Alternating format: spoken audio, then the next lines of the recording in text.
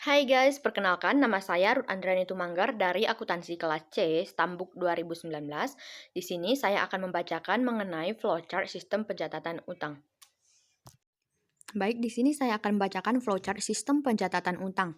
Nah, itu dimulai dari bagian pemasok, kemudian menyerahkan faktur pembelian, lalu faktur pembelian ini diserahkan kepada fungsi penerimaan. Kemudian bagian fungsi penerimaan ini menerima barang dan faktur pembelian.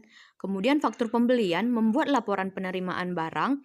Nah, setelah laporan penerimaan barang akan dikirim kepada bagian pembelian perusahaan.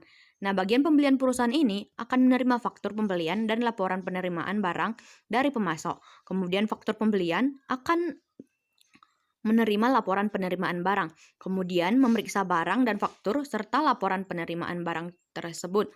Nah, jika bagian pembelian tidak menemukan penyimpangan, maka akan diparaf dan disetujui.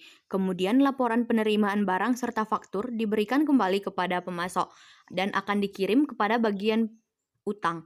Nah, bagian utang ini akan menerima faktur dari pemasok dan laporan yang sudah diparaf bagian pembelian perusahaan. Kemudian membuat bukti kas keluar. Nah, bukti kas keluar ini akan diserahkan kepada pemasok beserta faktur dan laporan penerimaan barang. Kemudian akan dikirim kepada bagian kas.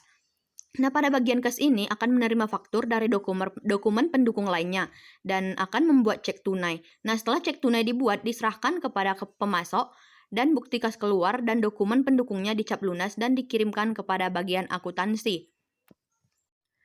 Selanjutnya itu pada bagian akuntansi. Nah, pada bagian akuntansi ini akan menerima bukti kas keluar beserta dokumen pendukungnya. Kemudian pada bagian akuntansi ini akan membuat laporan pembayaran atau LP. Kemudian setelah membuat laporan pembayaran, bagian akuntansi akan membuat laporan pengeluaran kas.